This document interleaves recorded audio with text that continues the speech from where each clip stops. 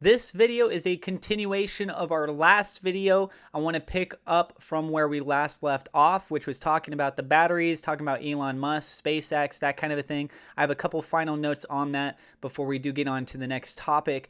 And I just want to quickly say a special shout out thank you to our Patreon supporters. Double shout out thank you to Rem-AG, Xavier Zamora, Victor, and Troy Smothers for being higher level patrons. Patrons. There's a link in the description for as little as $1 a month if you'd like to show your support. Just FYI, I do YouTube full time, so every bit does definitely help me out. And also FYI, I am not a financial advisor. Everything I'm sharing is my own opinion. It's my own research. I highly encourage you to go do your own research. With that being said, let's go ahead and continue off where we last left off. Elon Musk is tied with Tesla. He's also tied in with Starlink. So as far as for potential clues of pointing to where Starlink could come into play, Starlink has been launching a lot of satellites, and this allows for easy accessibility to internet. So that using it as a broadcasting system to developing third world countries like, for example, the Gambia, it provides them an opportunity to get integrated in with the blockchain, with cryptocurrencies, with DeFi, with Web3, all the goodies that gets really brought into that circle.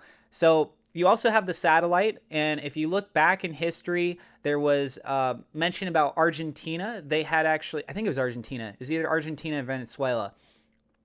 I want to say it might have been Venezuela. Anyways, so there's a satellite up there in which they use that now as a Bitcoin node. And I think that there is possibility that we could see the launch of a satellite for SafeMoon, which is going to be used as a relay point as a node moving forward with the SafeMoon blockchain. That is something to potentially keep on your radar, your satellite radar, right? And yeah, so let's go ahead and move on to the next bit of news. So up next are some organizations, this one being ECOWAS, the Economic Community of West African States. It has several different members that include, hopefully I'm pronouncing these correctly, Benin, Burkina Faso, Cabo Verde, Cote d'Ivoire, the Gambia, that's the big one we're focusing on here, Ghana, Guinea-Bissau, Liberia, Mali, Nigeria, Senegal, Sierra Leone, and Togo.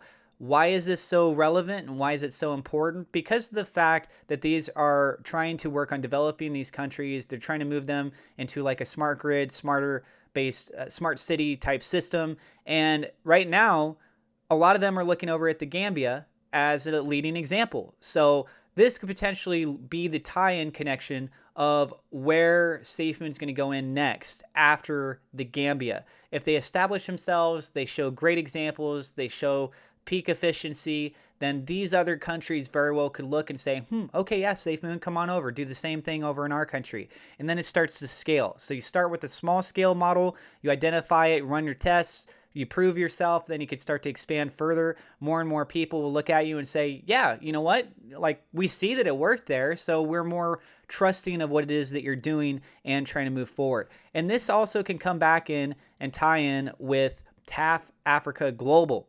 So this is TAF City that's being developed. This is a smart-based city. Here's some pictures showing you guys. It has already started its development. It's about, I believe it's about 2 months in, and they mainly have the entryway. A lot of this is conceptual artwork that you guys are seeing as their intentions are towards the end of their development. We see people sharing some videos just kind of demonstrating this a little bit over on Twitter. There's one that's associated with Gambia, and there's an individual there who's been showing some footage of that as well, which is really, really good, right? Now, I'll get back to that in just a second here. I got a lot of stuff going on, and that's why I got to make several videos on this. So ECOWAS is definitely one big key player that you want to keep an eye on, as that is a huge opportunity that's there. Some other things, for example, is Gamtel. This is the Gambia Telecommunications Company. I think this could potentially play a role. They have the National Water and Electricity Company Limited, or NAWAC. Wait, did I get that mixed up with the other one? I might have gotten that one mixed up. Anyways, there's Gambia Telecommunications Company. You should definitely keep an eye on that one. And then, let's see, maybe I did get them mixed up. Then you have NAWAC. Oh, you know what? Yeah, when I pasted it in, it put the same one. Then you have NAWEC, the National Water and Electricity Company Limited. So let's read this one. The National Water and Electricity Company Limited, or NAWEC, a government-incorporated limited liability company responsible for the production, transmission, and distribution of water, electricity, and sewerage services in the Gambia. The electricity supply system in the Gambia comprises of an integrated transmission and distribution system in the greater Banjul area and 6 standalone grids in the rural areas. NAWEC is committed to expanding its coverage and aims at increasing the installed capacity to at least 180 megawatts by 2020. We're now in 2021, so progressively moving forward. Hopefully they had hit their goals, but you should realistically expect that it's close to those goals, right? So now let's go ahead and go back for just a brief second here to Gamtel. Although I don't have the actual description for it, the big takeaway that you should focus on here is the fact that it's dealing with telecommunications. And we know that SafeMoon's team, John as well as Jack, when he used to work at SafeMoon, they had visited the Gambia. They had pictures that were showing them what looked to be like they were visiting the Q cell, which happens to do dealings with telecommunications. And if you're going to be dealing with easy accessibility, you're very likely to be dealing with people that have access to phones. A regular person is more likely to have access to a phone than they are to have access to a computer. Think of it that way.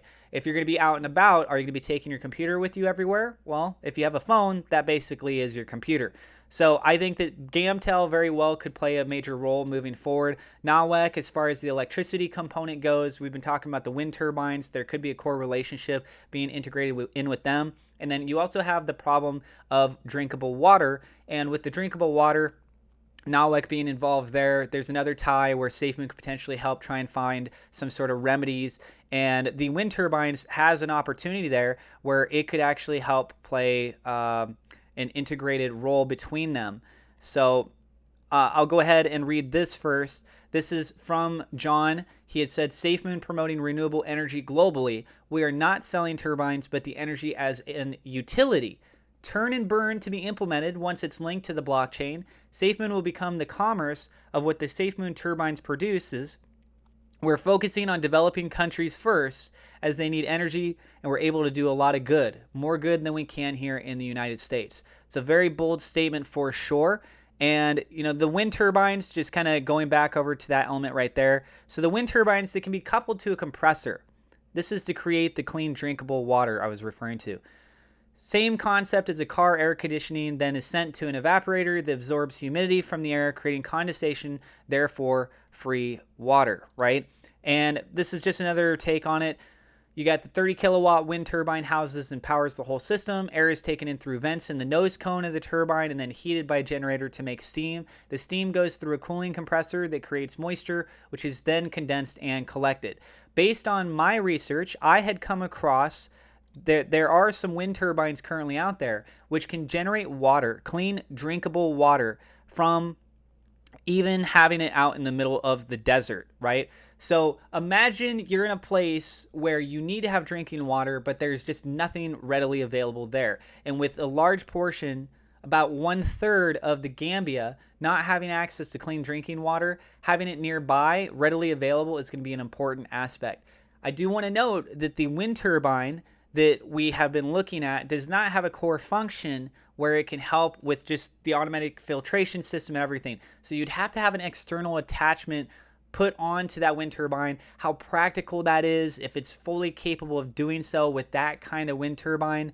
It sounds like there's an opportunity that's there, but you'd have to be a little bit creative, and there would have to be something potentially invented new to be attached over to that specific wind turbine. But there is an opportunity that's there, and maybe that'll play more of a role later on. Definitely we want to go one step at a time. So this video is once again getting pretty long. This is a series that I'm running on the Gambia. The next thing I'll be talking about in the next video is about the more statistical data on the Gambia with their internet, with the phone access, that kind of stuff. So I'm going to end this video here. You should check out my next part. I will be uploading that here as well. And let me know what you guys think about this information in this video in the comments down below. I do have referral links in the description if you want to get free cryptocurrency or free stock. And also, if you're new to the channel, do not forget to hit subscribe, hit the thumbs up like button. It definitely helps us out with the YouTube search algorithm. Click the bell icon so you know whenever we go live, and I will see you in the next episode.